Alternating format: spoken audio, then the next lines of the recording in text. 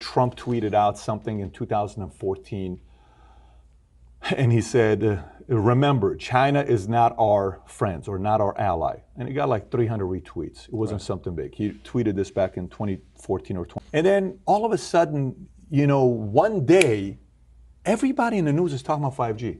And prior to that day, we weren't really talking about it. And all of a sudden, hey, we got to be the leader in 5G. I'm like, 5G? So I'm going to start looking 5G. Okay, 1G, 2G, 3G. 1G is the regular phone back in the days. 2G is whatever. 3G is the iPhone, you know, and then 4G is the latest phone. And then now 5G is going to be changing the game. And most people go to, well, 5G is just a faster phone, right? Because that's what initially, we've always seen the G linked to a phone. Oh my gosh, I can download a movie in 3.6 seconds now on Netflix, a 2-hour movie, where before it was 3 minutes or 6 minutes, whatever, right? When you think about 5G, what do you think about of 5G and the capabilities and what it can really do to whoever that has access to it? That's a good question. So if you go back to 2007 when the iPhone came out. 2007. The top 5 in market cap were AT&T, General Electric, Microsoft, ExxonMobil, and Shell. Right? The phone comes out in 2007. I had one, 3G network. It's not a very good experience. 4G network comes out. By the way, we're the second country in the world to build a 4G network. Now you've got something, right? So when Steve Ballmer laughed at Steve Jobs, said, we don't need one of those. When you took the platform, which was the iPhone, and you married it up to the 4G network, which was the pipe for data, and it was a fast enough pipe, now you could create the apps, services, and business models that in 10 years led to the top 5 in market cap being Facebook, Amazon, Netflix, Google, and Microsoft, right? So the Chinese see this and they're like, the platform and the pipe. So the smartphone, this iPhone, you know, which was the first one, then Android. So Apple and Google, right, dominate the mobile platform that the app services and business models of that economy are built on.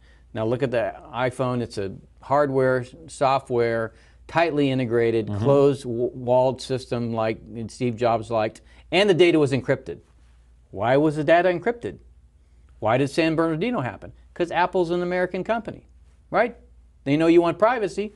They encrypt their phone. So now you've got the platform, and Android also went on to encrypt their platform. So both encrypted, right? So private devices.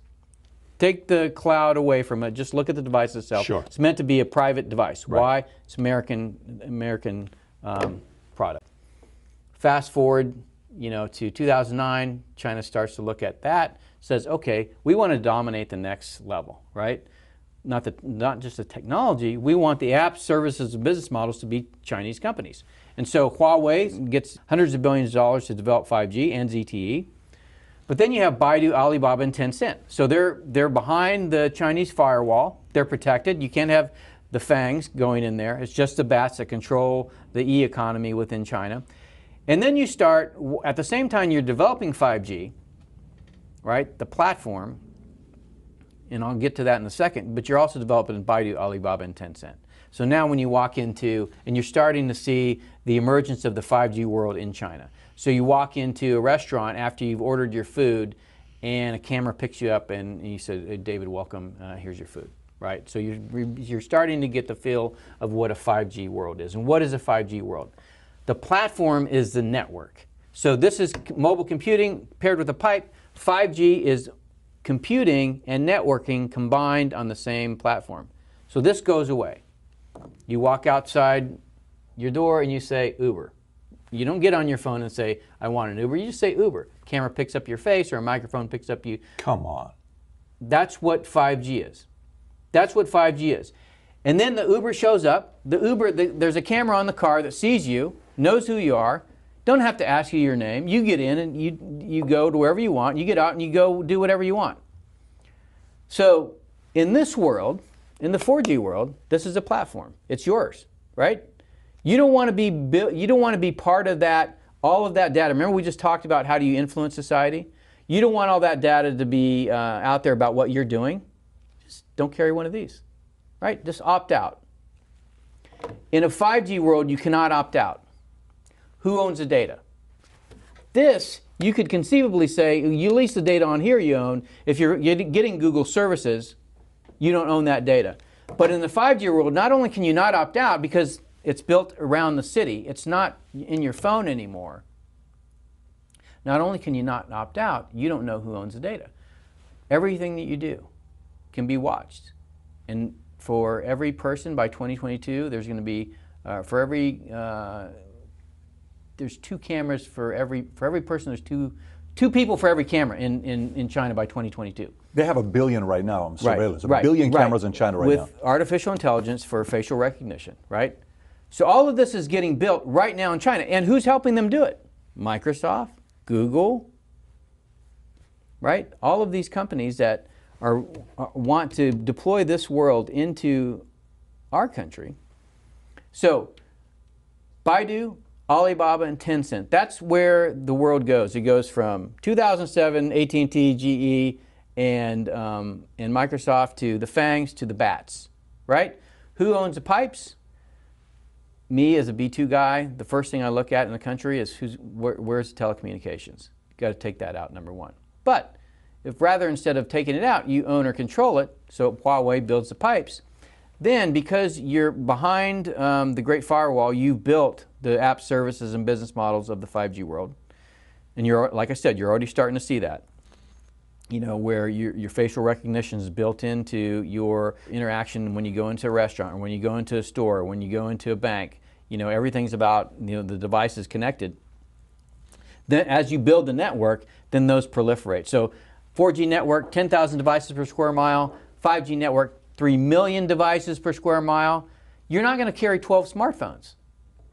You may not even carry a smartphone. 10,000 to 3 million? 10,000 to 3 million. That's what 5G does. The connectivity explodes, right? So that allows you to put devices literally everywhere that can make your life more convenient or can track you.